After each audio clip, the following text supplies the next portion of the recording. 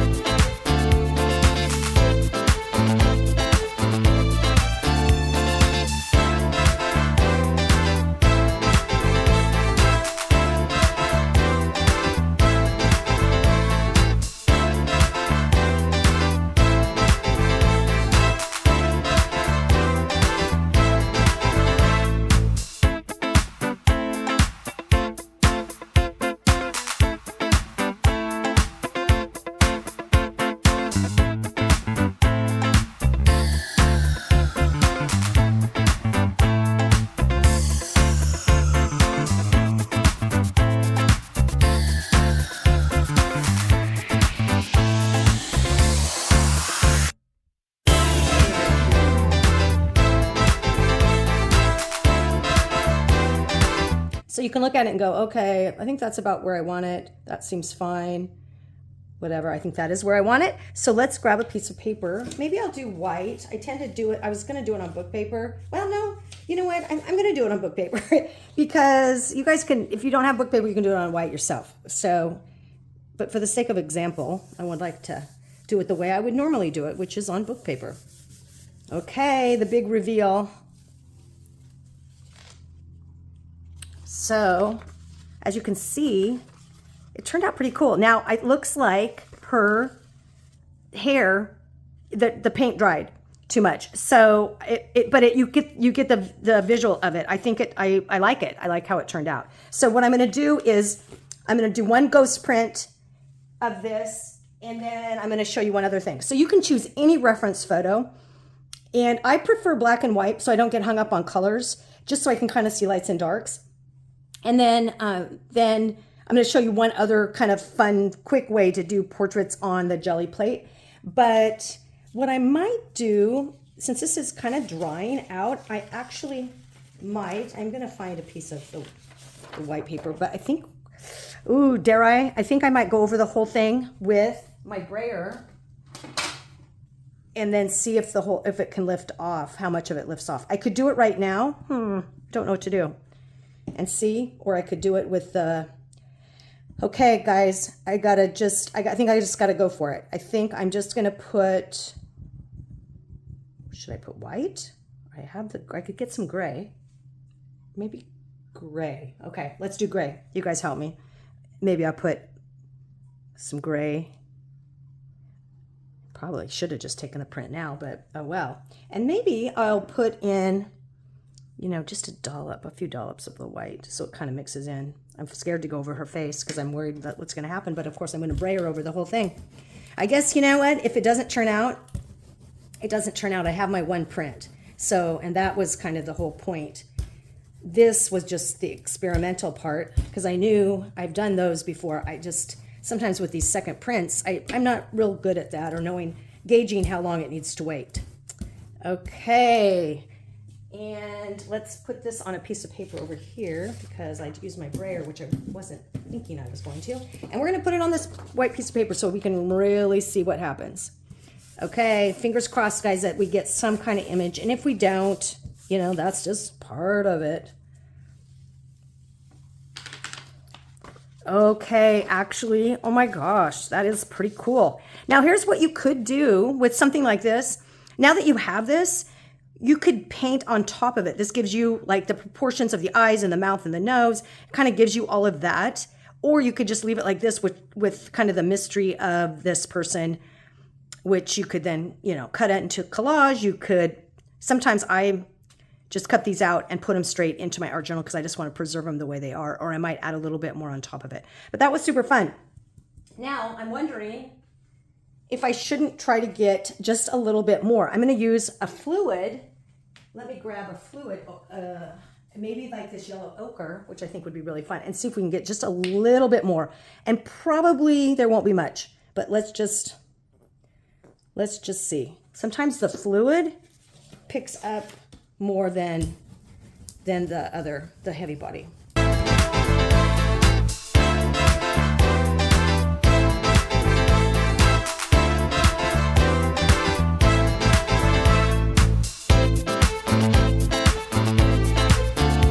Okay, I'm gonna put it back onto the book paper. Actually, no, let's do the tracing paper and just see what happens.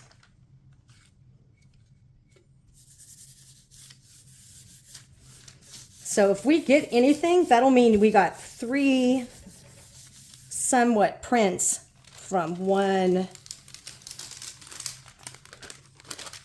You can kind of see her, like her one eye, the outline of her shirt, and her earring, a little bit of her hair. So that's pretty fun. Let me bring those back out, and then I'll show you the other way. I'll show you those real quick. Okay, here was the first print that we took, and it's okay, but this second one is definitely my favorite. And it just, wow, it's just much more interesting than this one, which gave us everything. And then this last one, you can see that it didn't give us much. It's okay. I might use it, I might not, I might add more to it, just depends. But that just goes to show you what you can get from painting one face. And like I said, using the reference photo underneath the Gelli plate is really fun. I'm going to show you the other way I'm going to show you to use the Gelli plate to make some prints. I'm just going to use my Payne's Gray. Now, maybe I'll touch this white. But I probably will just use the Payne's Gray, and it's a fluid acrylic because I want to do this rather quickly. I don't want to spend a lot of time, but I'm still going to use a reference photo. So I have her sitting right here. But I'm just going to rough in the areas and then take a print and then just kind of do it quickly.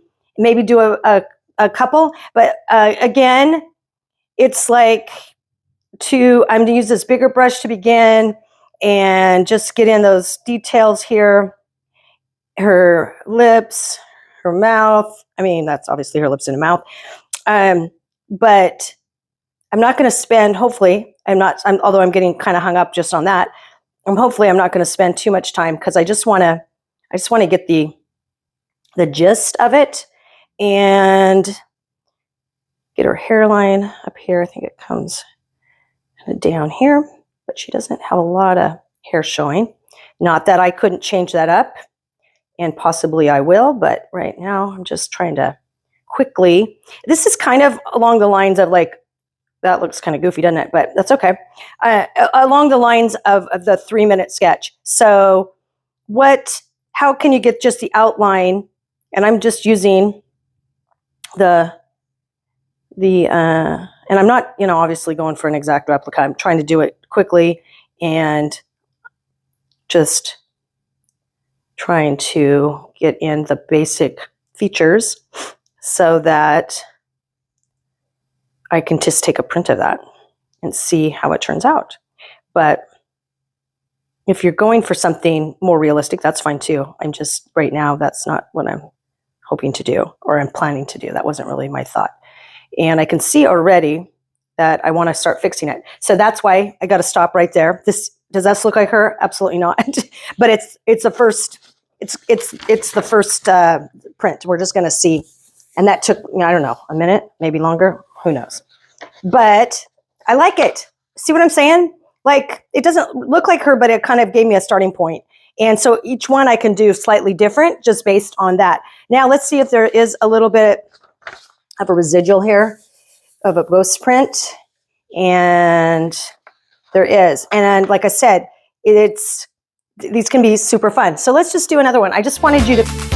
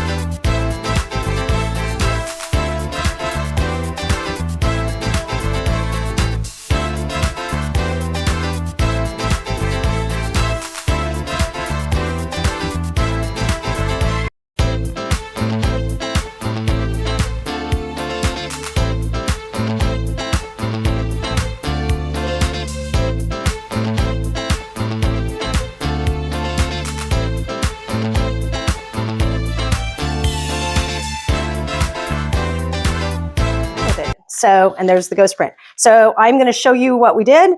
And then I hope you go and give this a try because it actually is, it's pretty fun and the results are better than you think. So, and like I said, you could just continue to do it with this underneath and you could still do it this way and do it very quickly. For me, I kind of like sometimes not having this right underneath because then it forces me just to kind of look and get it wonky. And I kind of like that. So whatever version you like, but I would definitely give it a try. And like I said, I think in the last video, if you have some other interesting ways of using your Gelli plate, I would love to hear it. So, okay, here are the examples. This is the first one with the ghost print. Here is the second one. And I actually feel like they're getting better. They're getting looser. The first one, okay, let's show you the third one first, which is my favorite. And just by virtue of, so let's put them in order, 1, 2, and 3. I feel like by the third one, this one was kind of tight, even though whatever. And then this one, I kind of went rogue. But then this one, I feel like I had more freedom and I had more fun. So the more you do something, the looser you can get and the better of that it can get. Even though sometimes you're like, oh, the first one didn't turn out well.